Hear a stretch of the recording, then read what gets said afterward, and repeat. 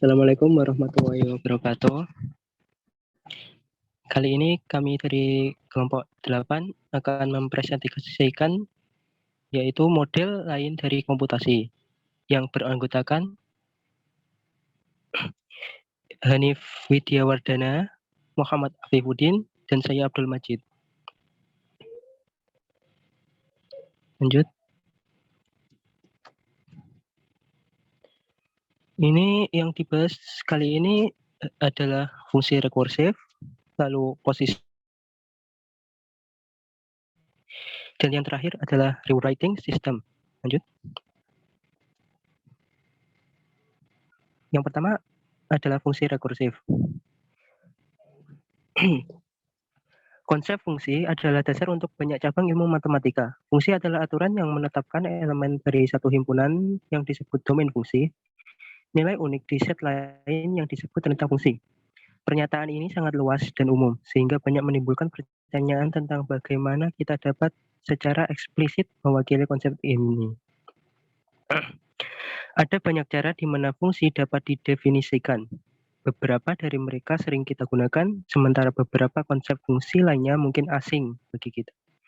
Seperti contoh, mungkin sudah familiar dengan ekspresi Fn sama dengan n pangkat 2 ditambah 1.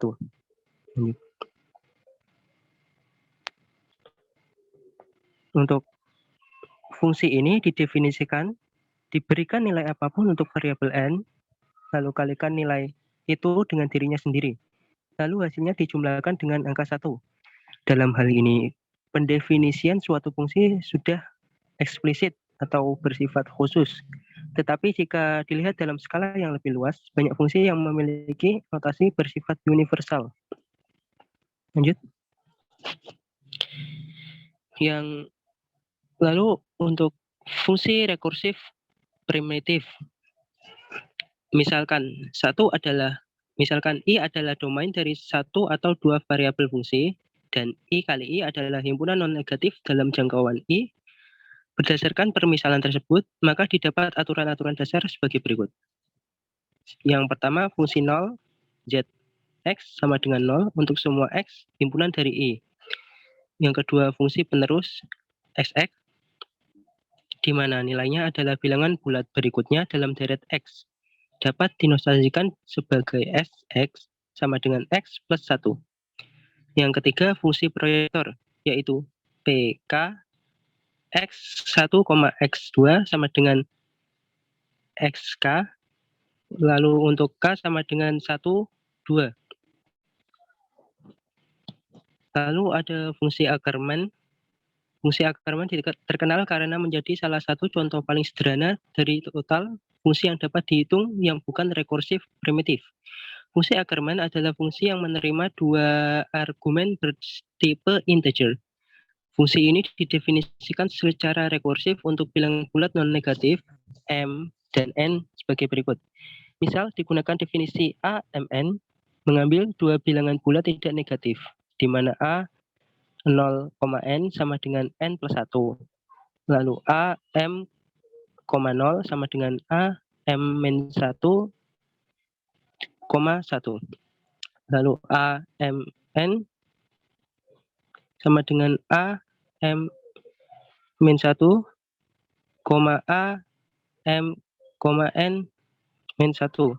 Lalu jika untuk A0, N, jika M sama dengan 0, untuk AM, 0, jika M lebih dari 0 dan N sama dengan 0, untuk AM, N, jika M lebih dari 0 sama dan N lebih dari 0.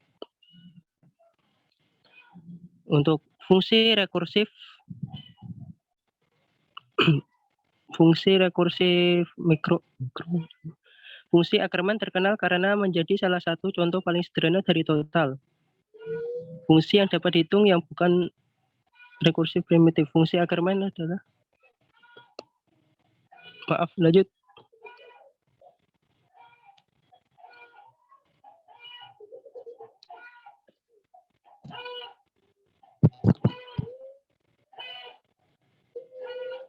Bisa dilanjutkan? Sekarang saya akan membahas tentang POS system. Sistem POS sangat mirip dengan tata bahasa tak terbatas yang terdiri dari alfabet dan beberapa aturan produksi yang dengannya string berurutan dapat diturunkan. Tetapi ada perbedaan yang signifikan dalam cara produksi diterapkan. Definisi 13.3, sistem POS 2 didefinisikan oleh 2 sama dengan C, V, A, P, di mana C adalah himpunan berhingga dari konstanta, yang terdiri dari 2 himpunan lepas Cn yang disebut konstanta non-terminal, dan Ct himpunan konstanta terminal. V adalah himpunan berhingga dari variabel. A adalah himpunan berhingga dari C star, yang disebut aksioma. P adalah himpunan berhingga dari produksi. Definisi 13.4 yaitu bahasa yang dihasilkan oleh sistem POS 2 sama dengan CVAP adalah L, V sama dengan W himpunan dari C star, T, W0, produk star, W for sum, W0 himpunan dari A. Contohnya adalah pertimbangkan sistem POS dengan CT sama dengan AB, CN sama dengan 0, V sama dengan V1, dan A sama dengan lambda. Dan produksi V1 sama dengan A V1B. Hal ini memungkinkan derivasi lambda produk AB, produk AA, PB. Dalam persoalan ini, identifikasi ulang V1 sama dengan AB, dan biarkan yang lainnya tetap sama. Ketika langkah ini dilanjutkan, selanjutnya akan terbukti bahwa bahasa yang dihasilkan oleh sistem POS khusus ini adalah ANBN N lebih dari sama dengan 0. Definisi 13.6, suatu bahasa dapat dihitung secara rekursif jika dan hanya jika ada beberapa sistem POS yang menghasilkannya. Buktinya, penurunan oleh sistem POS sepenuhnya mekanis, dapat dilakukan pada mesin Turing. Oleh karena itu, bahasa apapun yang dihasilkan oleh sistem POS dapat dihitung secara rekursif. Ingat bahwa setiap bahasa yang dapat dihitung secara rekursif dihasilkan oleh beberapa tata bahasa G yang tidak dibatasi yang menghasilkan semua bentuk X produk Y. Dengan X, Y himpunan dari V union T star. Definisi 13.6, mengingat tata bahasa G yang tidak dibatasi, kami membuat sistem POS V sama dengan V, P, C, A, P, I, di mana V, P sama dengan V1 dan V2, Cn sama dengan V, Ct sama dengan T, A sama dengan S, dan dengan produksi V1X, V2 menghasilkan V1Y, V2. Untuk setiap produksi X menghasilkan Y dari tata bahasa, maka mudah untuk menunjukkan bahwa AW dapat dibangkitkan oleh sistem POS 2 jika dan hanya jika dalam bahasa yang dibangkitkan oleh G. Kemudian yang ketiga adalah rewriting system yang akan dijelaskan oleh teman saya. Baik, yang ketiga adalah rewriting system. Rewriting system pada bab ini, program pada sebelumnya kemudian hanya seperangkat aturan untuk menghasilkan satu string seperti itu dari yang sebelumnya. Nah, pengamatan ini dapat diinformalkan dengan konsep rewriting system. Umumnya, rewriting system terdiri atas abjad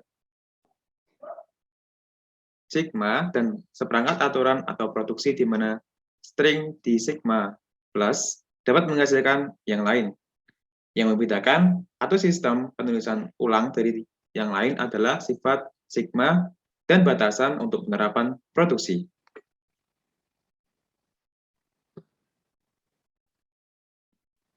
Yang kedua adalah tata bahasa matriks. Untuk tata bahasa matriks, himpunan produksi terdiri dari himpunan bagian, yaitu P1, P2, P3, sampai Pn, yang masing-masing merupakan barisan terurut. Dalam hal ini, kita bisa menulis produksinya, yaitu X1 produksi Y1, X2 produksi Y2, dan sebagainya. Setiap kali produksi pertama dari beberapa set PI, atau P sampai I, diterapkan. Selanjutnya, kita harus menerapkan yang kedua ke string yang baru saja dibuat. Lalu yang ketiga, dan seterusnya. Kami tidak dapat menerapkan produksi PI pertama, kecuali semua produksi lain dalam set ini juga diterapkan. Yang ketiga adalah Markov algorithms. Algoritma Markov adalah sistem penulisan ulang yang menghasilkan produksi X, produksi Y, yang dianggap sebagai dipesan. Dalam derivasi, produksi pertama yang berlaku harus digunakan. Lebih-lebih lagi, kemunculan yang paling kiri atau substring X harus diganti dengan Y. Beberapa produksi mungkin dipilih sebagai produksi terminal. Mereka akan ditampilkan sebagai produksi X, produksi Y, aksen. Derivasi dimulai dengan beberapa string W dan berlanjut sampai produksi terminal. Nah, dalam hal ini digunakan atau sampai tidak ada produksi yang berlaku. Untuk penerimaan bahasa atau set terminal T diidentifikasikan dimulai dengan string terminal, produksi yang diterapkan sampai string kosong diproduksi.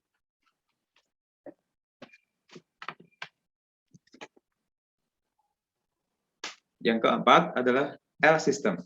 Asal-usul L-system sangat berbeda dari apa yang mungkin kita harapkan. Pengembang mereka yaitu A. Lindenmayer menggunakan untuk memodelkan pada pola pertumbuhan organisme tertentu. L-system pada dasarnya adalah sistem penulisan ulang paralel. Dengan ini, yang kami maksudkan adalah bahwa setiap langkah derivasi, setiap simbol harus ditulis ulang.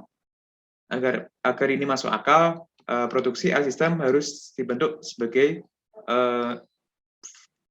produksi di bawah ini, yaitu produksi A menuju U, di mana A itu elemen dari sigma dan sedangkan U itu elemen dari sigma star.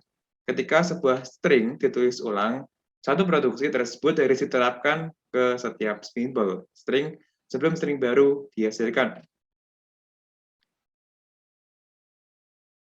Nah, tadi sudah ada tata bahasa matriks, tapi sekarang kita lebih dalam lagi tentang matrix grammar, yaitu tata bahasa matrix berisi tata bahasa terstruktur fraksa yang sebagai kasus khusus di mana CPI itu berisi tepat satu produksi. Juga karena tata bahasa matrix diwakili proses algoritma, mereka diatur oleh tesis Scrooge. Tata bahasa matrix dan tata bahasa struktur frasa memiliki kekuatan yang sama dengan model komutasi. Berikut merupakan sebuah contoh, yaitu kita perhatikan matriks skema berikut ini. P1, S, produksi S1, S2, P2, S1, produksi A, S1, S2, produksi B, S2, C, P3, S1, produksi lambda, S2, produksi lambda. Nah, dalam fungsi ini atau matriks ini kita bisa memecahnya atau menggabungnya kembali dengan lebih mudah yaitu dengan derivasi sebagai berikut, yaitu S turunan S1 S2 turunan A S1 B S2C turunan AA S1 BB S2CC dan menghasilkan non-terminal sebagai AA, BB, dan CC. Nah, dalam hal ini ada yang lebih mudah lagi dan menghasilkan suatu fungsi set string terminal. Nah, untuk memudahkan ketika melihat string terminal di atas, kita dapat menuliskannya dengan tata bahasa berikut ini, yaitu L adalah AN, BN, CN, di mana N itu harus lebih dari 0. Nah, fungsi ini untuk apa? Fungsi ini dapat digunakan untuk memudahkan suatu konteks bahasa bebas. kita akan menggunakan GFLab sebagai media pembelajaran. Nah, dalam hal ini kita akan mengambil rumus yang tadi, yaitu AN, BN, C, di mana N lebih dari 0. Kita klik context free pumping lemma, dan kita pilih yang pertama, L yaitu. Dan diingat, supaya lebih mudah memahami, kita pakai komputer goes first.